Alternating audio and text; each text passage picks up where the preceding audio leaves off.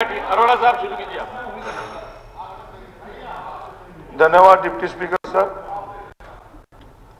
आपने बजट चर्चा में हिस्सा लेने का मौका दिया।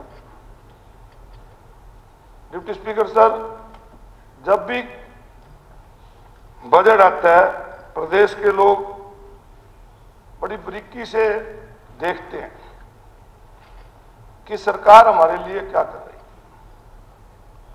जब मुख्यमंत्री जी बजट स्पीच पढ़ रहे थे तो सत्ता पक्ष की तरफ से लगातार मेजें थपथपाई जा रही थी और एक समय ऐसा आया जब मुख्यमंत्री जी ने पढ़ा कि जीएसटी कलेक्शन हमारी बड़ी, जब भी ये मेजें थपथपा रहे थे लोगों की जेब से पैसे निकाल रहे थे, उसमें भी मेजें थपथपा रहे थे। डिप्टी स्पीकर सर, हरियाणा सरकार का जो बजट एस्टीमेट आया लगभग 2,05,000 करोड़ के करीब आया और 2,05,000 करोड़ का जो बजट पेश किया उसमें डिप्टी स्पीकर सर 45% के लगभग जो पैसा है 45.4 वो जीएसटी से, वैट से और आपके स्टाम्प एक्साइज ड्यूटी से, इनसे आया। यानी कि 92,000 करोड़ रुपया आपने जनता की जेब से वसूला। एक समय था जिसका जिक्र आप करते हो कि 2014-15 में बजट कम था। स्पीकर सर, महंगाई कम थी, महंगाई बढ़ी, आपकी टैक्स कलेक्शन बढ़ी और जनता इस उम्मीद में थी कि सरकार की तरफ से लगातार बजट पेश करने से पहले कहा जा रहा था कि 2 लाख करोड़ का बजट आएगा, तो जनता सोच रही थी कि हमारी जेब से पैसा निकला है। तो जनता को उम्मीद थी कि मुख्यमंत्री जी जब बजट पेश करेंगे तो जीएसटी काउंसिल ऑफ इंडिया को लिखेंगे कि हमारी जीएसटी बढ़ रही है, इसलिए जीएसटी में दरों में कमी करो क्योंकि महंगाई की वजह से जनता पे बोझ पड़ रहा है। दूसरा डिप्टी स्पीकर सर, वैट का पैसा, जब डीजल और पेट्रोल का रेट 50-55 रुपए लीटर था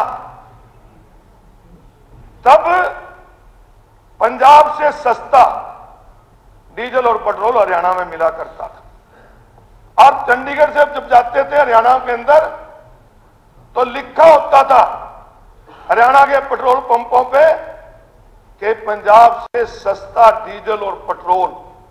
आज पंजाब में लिखा होता है हरियाणा से सस्ता डीजल और पेट्रोल। लोगों को उम्मीद थी कि वैट की दरों में भी कमी होगी क्योंकि आपके कलेक्शन बढ़ रही है, आपका बजट बढ़ रहा है, तो आप लोगों को राहत देते। परंतु डिप्टी स्पीकर सर, कोई राहत नहीं मिली। महंगाई लगातार बढ़ रही है, इनकी कलेक्शन बढ़ रही है, ये मेजें थपथपा रहे हैं। एक बार स्पीकर सर, एक सेठ के घर में डाका पड़ गया था और जब डाका पड़ गया तो उसने पुलिस को रिपोर्ट कराई। पुलिस का थानेदार आया और पूछने लगा कहां से सामान गया। उन्हें तिजोरी दिखाई, गहने गए, कपड़े गए। थानेदार के सामने कुछ लोग जो बाकी नीचे पड़ा था उसको उठा रहे थे। तो थानेदार कहने लगा, सेठ जी कल लिस्ट बना ले कहां से सामान गया। कल लिस्ट तो जल्द बनाऊंगा ना जब डाका खत्म हो जाएगा। सारे डाके तो लगातार लोगों की जेब में पड़ रहे हैं, लगातार महंगाई की मार, लोग आपकी झेल रहे हैं डिप्टी स्पीकर सर, परंतु इन्होंने उसके अंदर कोई भी राहत नहीं दी। डिप्टी स्पीकर सर, जब भी कभी बात आती है, मैंने पहले भी कहा कि सबसे जरूरी है प्रदेश के लिए अच्छी शिक्षा, अच्छी चिकित्सा, अच्छी सुरक्षा। परंतु सरकार की तरफ से जो बजट पेश किया गया, जिनके बारे में अभी राणा जी भी हुड्डा साहब को कह रहे थे कि क्या क्या कहां पढ़े, कैसे पढ़े, इस प्रकार की बात एक सीनियर मेंबर को भी शोभा नहीं देती। हरियाणा सरकार का जो बजट है जो अनुमानित बजट था 1,89,876 था, आज जो बजट पेश हुआ 2,05,017, यानी कि 7.9% बजट बढ़ा है। आपने दिखाया 13.7% बढ़ा है, जबकि बढ़ा है 7.9। और कृषि मंत्री जी, आपका हमारी तो सारी अर्थव्यवस्था जो है वो खेती पे टिकी है।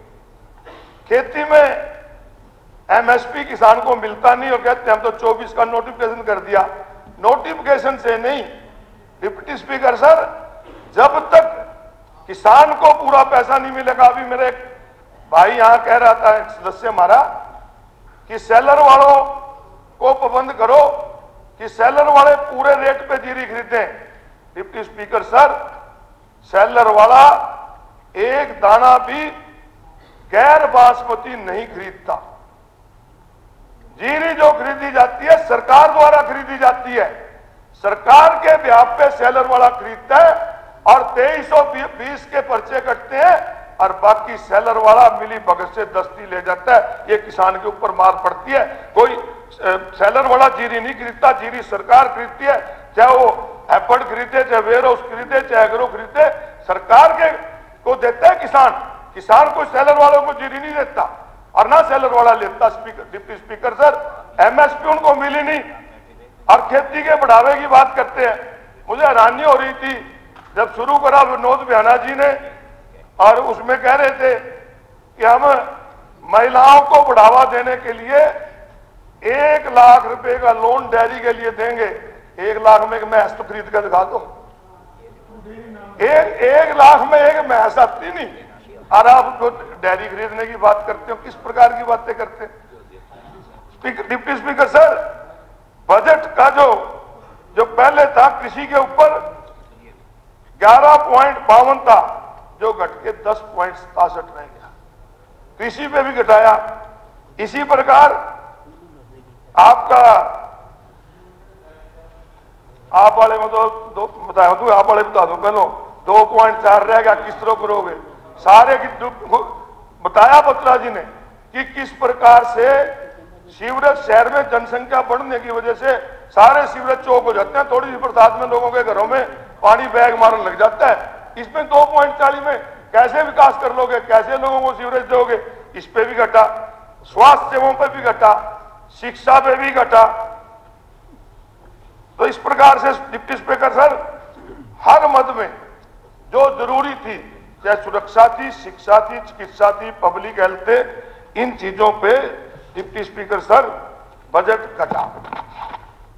इरिगेशन के ऊपर डिप्टी स्पीकर सर, अब ये फिर यही बात कहेंगे कि आप उस बात को छेड़ते हो।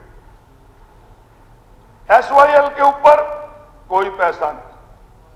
आपका डिप्टी स्पीकर सर सरकार का बजट बढ़ा है, तो ये दादूपुर नलवी नहर को भी चालू करने की बात कहें। जो एक योजना सरकार की तरफ से बनी थी, नहर बनी थी, तो पूछेंगे लोग क्या मुख्यमंत्री